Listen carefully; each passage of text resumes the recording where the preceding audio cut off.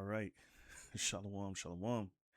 All right. Brakati Yahweh, Bahasham, Yahweh Shai, Bahasham, Rakakwadash. Double honors to the apostles and elder bishops here at Great Millstone. Shalom to you, Akim. All right. Who are pushing the work in truth and in sincerity. Name of this lesson, I'm going to call it Grandiose Delusions. All right. Or Delusions of Grandeur. Okay. And we're going to get into what that means. But basically, it's explaining, Esau. All right. And then I went into chat and asked a few questions, you know, and just to kind of fully lay out, you know, who this man is. Because they're drunk, man. They're really, they're madly drunk. All right. With power to the point they believe their own bullshit, you know. And I mean, your works in the earth says completely different from what you're, you know, pushing at everybody else in the world. You're a completely different person than what you saying you are, and I mean the proof is in the pudding. So I'm gonna play this. The elder posted this. All right. I believe Elder Ariala posted it, and then this is a clip that Elder Yashawamba from the same video he posted. You know, and I figured, what the hey, we're kind of touching on Esau, a bit lately, you know. So I want to go into it. Lord willing, this is edifying, I'm gonna play this, man. It's crazy. He has more moral courage than any political person we've had, I believe, since Abraham Lincoln. If you look at Trump over the arc of history, what he's accomplished and what he's been able to lead us to, I mean, he's equivalent of Moses. I mean, he has led our people back right now to the bank of the promised land to make sure that we're very close to actually redoing this, making the changes that have to be made to save our country and to return America to her greatness, make America great again. Yeah, man. Esau's crazy, man. Absolutely lost his mind. Batshit crazy. Okay. To talk about restoring something that you stole. All right. And the scriptures say, man, it's nothing more worse than a covetous man. You know? And when you go into it, let's get that first. All right. Because it's just, man, it's nasty work, as they say. You know, boy. All right. So here, Ecclesiasticus chapter 10, verse 9, it says, why is earth and ashes proud? There is not a more wicked thing than a covetous man. For such and one setteth his own soul to sell. Right. You lost your soul through the works that you've done in the earth. Okay. And ain't no way you can recapture or, get it back. Ain't nothing you can't, you can't ransom anything for your soul at this point. Ain't no forgiveness. And that's why this man is going to be, the Lord is going to judge him on a level that we've never seen. All right. This is because while he liveth, he casteth away his bowels. This man absolutely disregards all the life that he's taken, all the hurt that he has caused, and he absolutely doesn't care. All he cares about is preserving his way of life. And his way of life, all right, is a detriment to life itself. And look, it's gonna be evident that you're the devil. It's gonna be evident. The whole world is seeing it. The whole world is seeing the hypocrisy. We've never seen nothing like this ever. So I'm going to this word covetous. All right, because he, and then you had the dude Hexeth, who's exonerating, these imbeciles who had a part in the battle of Wounded Knee, where they essentially slaughtered men, women, and children because of a spiritual dance that they were doing, you know. So anytime that you kind of in the psychology behind it is crazy, but it's madness.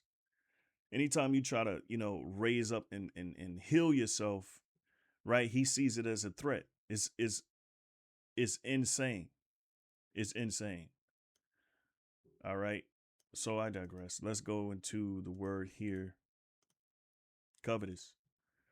And the word here is inordinately desirous to obtain and possess. Right. To possess what? Things that's not yours. Okay. There weren't no laws, all right, governing during the time that you came, late 1400s. All right. How, a nation's supposed to, well, you supposedly Christian, right? So there's supposed to be Christian values, and what you find out that they never upheld not one single Christian, so-called Christian value, is absolute and utter hypocrisy. Okay. Because what? You encroach on another man's land. All right. Desire is covetous. It's his passionate desire, eagerness, ambition, and he has that towards things in the world. Okay. So let me see here. Let's do this. All right. Grandiose delusions. All right. Grandiose delusions, also known as delusions of grandeur, are a type of false belief where an individual has inflated sense of self-importance, power, or identity. These delusions can manifest in various forms, right? Such as believing one is famous, possesses extraordinary talents. And Esau doesn't, man. They're the lamest of the lame. They're lifeless. Okay. You didn't invent nothing. Your slaves invented everything and you took credit for it. And they're pompous and proud, and they pretty much go on in the world as if, they're the proprietors, or they're the innovators, and you're not. And that's for damn sure. Everybody knows it, but you yourself. So you pumping yourself up to be something you're not. You're just covetous. It says, or has a special relationship with a deity, common characteristics, inflated self-importance. He believes that he's the most important thing that happened to this world. And it's the complete opposite, because everybody's complaining against his ass. And the scriptures say that that people are going to cry out against you. Okay? I believe it's one in Habakkuk. I think 2. All right. Yeah, so it says, 5, Habakkuk 2 and 5. Yea, also because he transgresseth by wine, which the wine is what is dealing with your philosophy, your policies, your way of life. Okay. We're going to kind of get into it. I did a lesson a few days ago, I think, with the brother, and we went into the symbology of what wine is, and went into policy. Okay. And went into some more stuff, some interesting stuff too as well. And we're going to kind of, Lord willing, we can touch on that. Lord willing, I don't forget. So it says, he is a proud man, neither keepeth at home, who enlargeth his desire as hell. Okay, because hell represents what? The grave, death. Okay. Decay. Okay. It says, and is as death, and cannot be satisfied. He cannot be satisfied. He has all the riches and the resources in the world, and yet he still cannot be satisfied, because upon all of that, he wants the souls of men, every man, and he wants to play the role of God in the earth. Man, it's absurd. It says, but gathered unto him all nations, and heapeth unto him all people. It says, shall not all these take up a parable against him, and a taunting proverb against him, and say, woe to him that increaseth that which is not his? That's right. And you have people in the world right now who are crying out and complaining against this man, the so-called white man. Right? It says, how long? And to him that ladeth himself with thick clay, meaning debt. And you have created the biggest debt bubble in the world, constantly printing money. All right. Constantly printing money that has no value. And you committing the biggest crime in the world right now. Despite who you think you are. All right. This man is, I like the way ChatGPT put it. He says, delusional in a clinical sense. All right. He's delusional in a clinical sense. All right. and this, check this out. It says inflated self-importance, persistent beliefs. These beliefs remain despite evidence to the contrary. And we constantly keep proving the contrary. You're not, and it's this thing with Esau, he has this high moral ground. He's always trying to put himself in the position to take the moral high ground, only so he can come back, blame somebody, create a boogeyman, and then slaughter you, and say it's justice, and they're bringing peace. Man, it says social functioning. Many individuals can function normally in daily life except for the delusional beliefs. Okay, bipolar disorder, associated conditions. In the scriptures say, man, he don't get no sleep unless he does evil. Man, the Lord created him perfect, man. I tell you that. He is the perfect devil, bro. You know? So and that's you hearing more of this, coming from Esau. Okay? And they're essentially hyping themselves up to believe a complete and utter lie. All right? Let's go here. What do you call it when someone is delusional and they believe in all their own lies? I just asked it any question, pertaining to, how Esau acts. Okay. All right. Hold on. Give me a second. All right. So where was I? Okay. So let's just start here. Let's read through this. There's a lot to read. And then I can't forget that I wanted to go into that word, wine. So I'm going to come back to that. Forgive me. I'm just writing something down right now. So, all right. So delusional in a clinical sense, a delusion is a fixed false belief that a person holds despite clear evidence to the contrary. It's not just lying, it's truly believing the lie. And this is where Esau is. This man is drunk. Okay. He's drunk. And that's why the scripture talk about him transgressing by his wine. Right. And we just read it. Okay. He transgresseth by wine. Okay. And that's what we're seeing right now. Him being completely drunk, and he's uncovering himself for who he truly is. Example, a person insists they're a famous figure or persecuted by invisible forces, no matter what anyone shows them, often associated with delusional disorder, schizophrenia, or other psychotic conditions.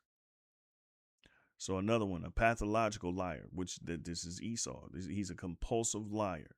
And all right, so it says a pathological liar lies so habitually that they often start believing their own fabrications. They may lose the ability to distinguish truth from their own invented stories. This isn't always delusion, it's more about deep self-deception and compulsion. All right. And this is all part of his wine. All right.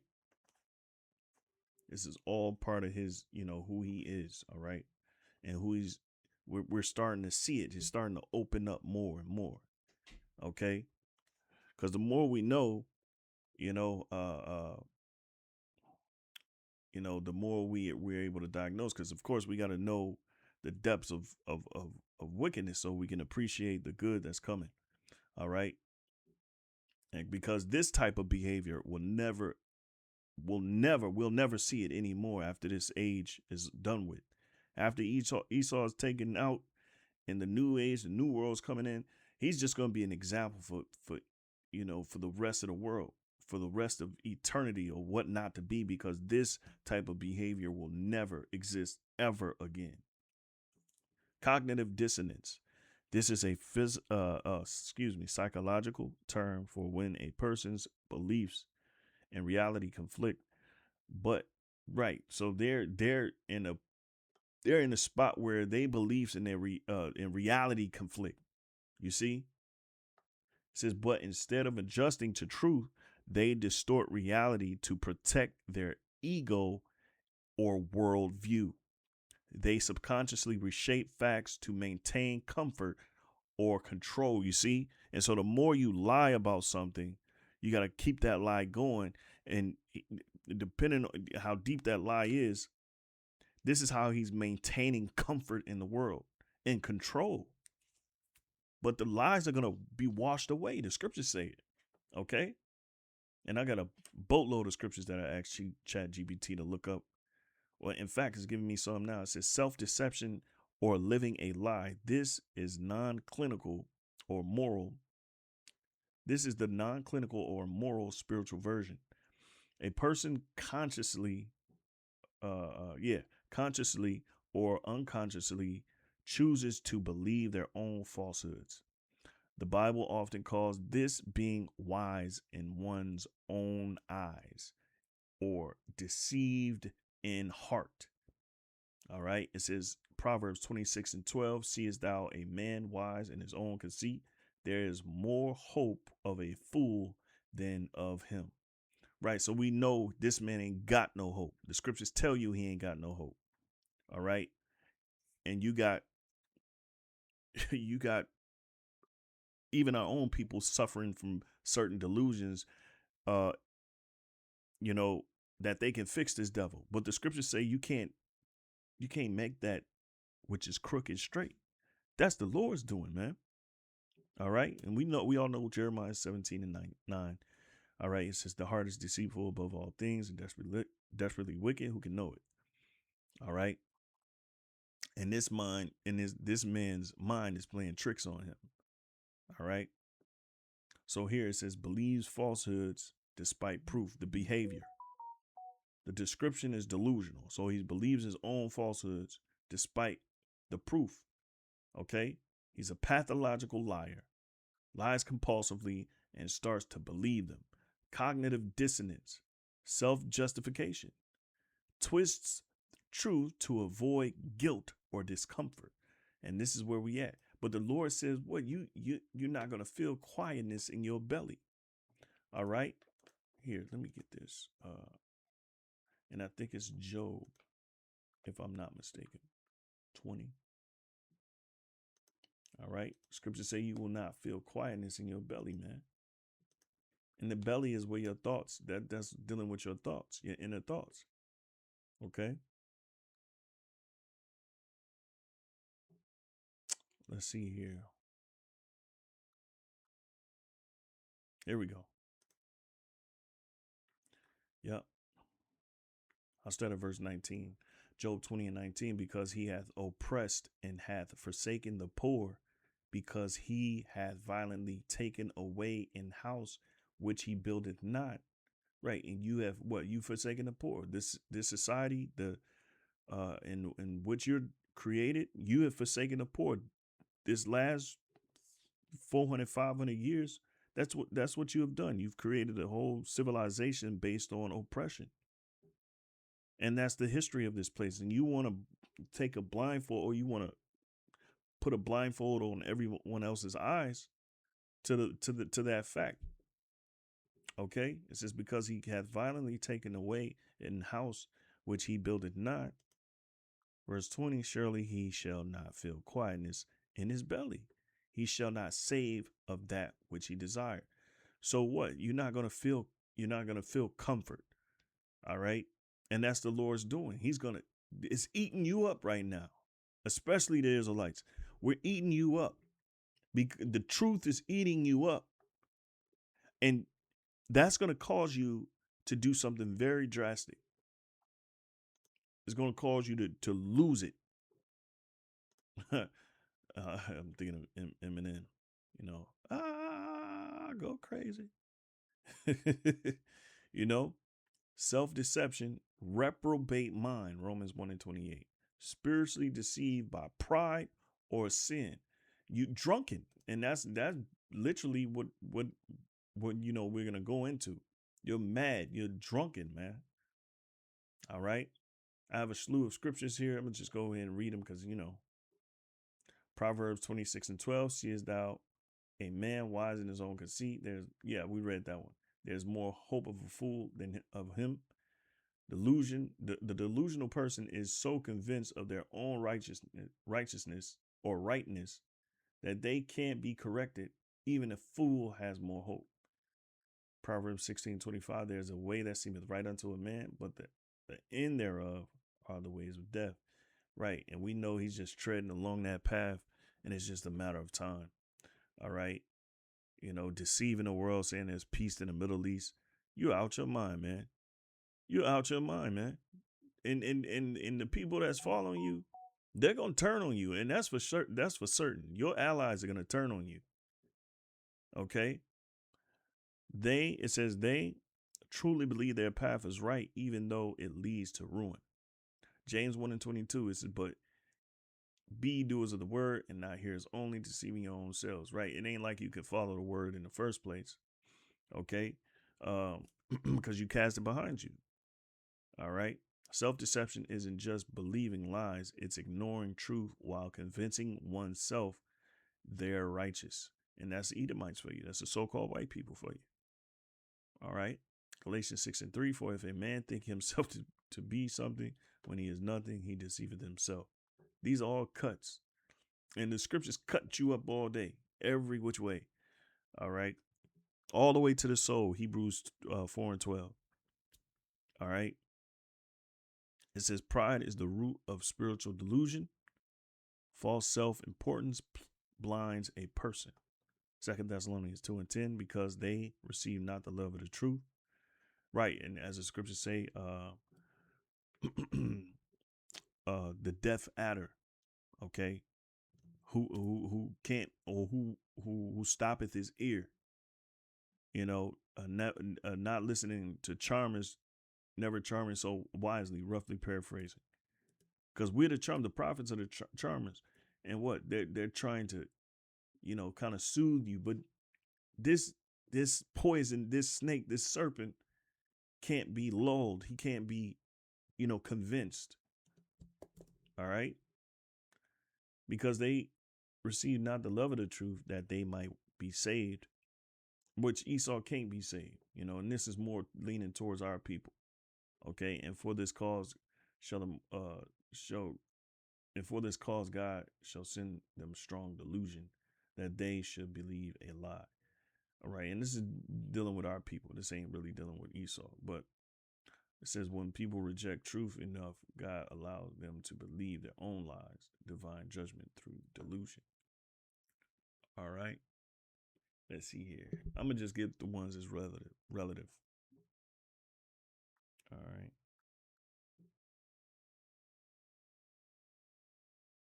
Let's see here. Well, you know what I want to do?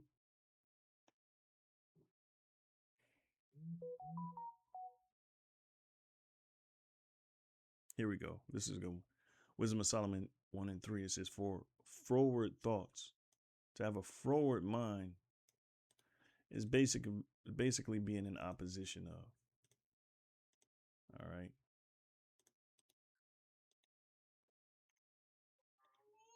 All right. Froward says here, turned against, perverse, disobedient, peevish. Right. Peevish hit. I've heard that joke before. Somebody calls someone peevish. Right. So it says adverse, difficult as a preposition, away from. And this is what Esau been turned away from, the Most High. Scriptures say the wicked go astray from birth. All right, you know, as soon as they be born, they speak lies, and some to the extent of that slacking. All right, so let's go back. For forward thoughts separate from God and His power.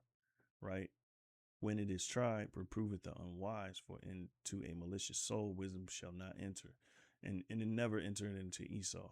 Okay, he never was about the truth. He was created to be evil, nor dwell in the body that is subject unto sin. All right. Okay. It says a deceitful or malicious soul blocks wisdom. Self-deception replaces truth. All right. Wisdom of Solomon 5:6-7. It says, therefore have we erred from the way of truth, and the light of righteousness hath not shined unto us. We wearied ourselves in the way of wickedness and destruction. And this is what Esau, he's put more effort into what? Trying to set snares, set traps for others and cut off others, and, you know, bring about these schemes to exploit and, you know, put himself on top. You wearied yourself in the way of wickedness. All right. And destruction and destroying. That's all you have done. You ain't gave everybody a fair, equal chance. You know, this is after living a lie, the wicked finally realizes their own self-delusion too late. And that's what it's gonna be for Esau. Well, you know, boy, when they see the Most High Yahweh, all right, Yahweh Shai, okay, when they see the Most High Yahweh's son, Yahweh Shai, okay, then that's when they're gonna fully realize, you know. You know what I'll say? Shit, they ain't gonna realize until we until they in them chains what it really means. Okay, and they're gonna learn a valuable lesson. See, we've been learning about the wicked, and so we can appreciate the righteousness. Well, this man played the role of the wicked, and he's gonna see what righteousness is all about, and he's gonna have his head down, and he's gonna get his ass toe up. Okay, so and then he's gonna be done away with. Okay, because that type of archetype of person will not exist anymore. All right. Let's see here. All right. So I'm done with that. Let me get the Habakkuk 2 and 5 now. Okay, Habakkuk 2 and 5, yea, also because he transgresseth by wine. All right. So all right, so a while back I put this into the chat. All right, Habakkuk 2 and 5, yea, also because he transgresseth by wine, he is a proud man, not to keep at home, who enlargeth his desire as hell, and is as death, and cannot be satisfied, but gathereth unto him all nations, and heapeth unto him all people. How can you transgress by wine? And what is the symbolic meaning of being drunken? All right, and it pretty much goes into it. All right, so one, all right, transgresseth by wine. The symbolism of wine in prophetic language, wine often represents doctrine, you see, policy, philosophy, or intoxicating influence. Because this is what, and that's why the scriptures talk about they have drunk in Revelation 17 or 18. All right. The nations have drunken and are mad. Okay. Because they've drunken. All right. It's an intoxicating influence on the nations. All right. Not a literal wine. It's the ideological or spiritual drink that a nation or people gives to others. Jeremiah 51:7, Babylon had been a golden cup in the Lord's hand that made all the earth drunken. It says the nations have drunken of a wine, therefore the nations are mad. Babylon wine is her ways, her policies, her false doctrines, and corrupting influence that causes other nations to stumble, transgress. Revelation 7 and 2, with whom the kings of the earth have committed fornication, and the inhabitants of the earth have been made drunk with the wine of her fornication. And part his lies and how he is formulating things and making laws, this is all part of his wine, the wine that he's drunken. And this is how he's transgressing through these different policies that he's setting up, through these different legislations, because they're unjust. They're simply just unjust. All right. You know? So transgression by wine means the nation prophetically, he sins and causes others to sin through his corrupt ideologies and influence. It's not just personal drunkenness, it's a systematic intoxication of the nations through lies, pride, and power. You see? Symbolic meaning of being drunken. And I'm gonna read this one. Okay, and then I'm gonna cut it. All right. Biblically, drunkenness, confusion, deception, instability, or loss is the symbolic meaning of being drunk or drunken, right? It says, or loss of spiritual discernment. That's why the scriptures say what is uh uh dealing with teeming. Is there no wisdom in teeming? Meaning, is there no discernment among these Edomites? All right.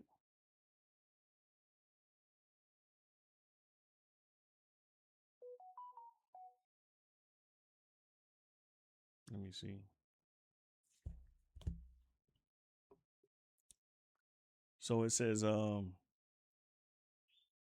right. It can apply to individuals or entire nations. All right. Isaiah 29:9. Stay yourselves, wonder, cry ye out and cry. They are drunken, but not with wine. They stagger, but not with strong drink. For the Lord hath poured out upon you the spirit of deep sleep. Okay. So what? They're what? All right. They're staggering. All right. But not with wine, not with strong drink. Why? Because the Lord had done it to them. Poured out. All right. Drunkenness here, spiritual blindness and confusion. All right. And that's all through his pride. Okay. Isaiah 51:21. It says, therefore, now hear now this, thou afflicted and drunken, but not with wine. All right. Thus said thy Lord. All right. The Lord, behold, I have taken out of thine hand the cup of trembling. So here, let me see. This one's a better one, and I'm going to close right here. All right. Lamentations chapter 4. All right.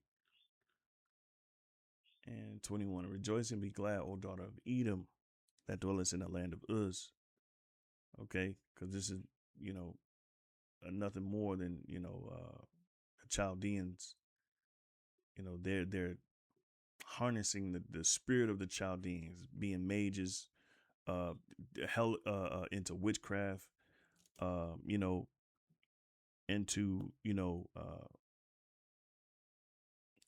not stargazing, but enchantments and so on and so forth. All right, Salakia. So it says, the cup also shall pass through unto thee. Thou shalt be drunken and shalt make thyself naked. And that's what we seeing. Esau is drunk and he's naked. All right. With these damn statements, he's saying, they're completely drunken. They completely lack spiritual discernment, and they're transgressing through their policies. All right. All in the name of preserving their way of life, which is a shit way to live anyway. All right. Thou shalt be drunken and shalt make thyself naked. The punishment of thine iniquity is accomplished, O daughter of Zion. He will no more carry thee away into captivity. He will visit thine iniquity, O daughter of Edom. He will discover thy sins. And the Lord is trying your works. So all this stuff, you propping yourself up as being so this glorious righteous man that brought civilization to the world. You civilize the savages who you say are the North. You civilize the blacks, Latinos, and Native Americans who you call savages. All right, to justify the oppression on them. Okay, so the Lord is going to try those works to see if that was equitable, what you've done. Was it fair? Okay. And you're going to be judged based on all that you've done. You know, and the scriptures even say in Job 20, it says, right, it says in verse 18, Job 20 and 18, it says, that which he labored for shall he restore, and shall not swallow it down. According to his substance shall the restitution be. He shall not rejoice therein. You see, because he hath oppressed and hath forsaken the poor, because he hath violently taken away the house which he buildeth not. And let me tell you, you're going to have eternity to figure out what you did wrong. Okay. So with that, Lord willing, this was edifying. Until next time, I say shalom. Barakatah Yahweh Bahasham, Yahweh Shai Bahasham Rakakwadash. Double honors to the apostles and elder bishops. Shalom to you, Akim.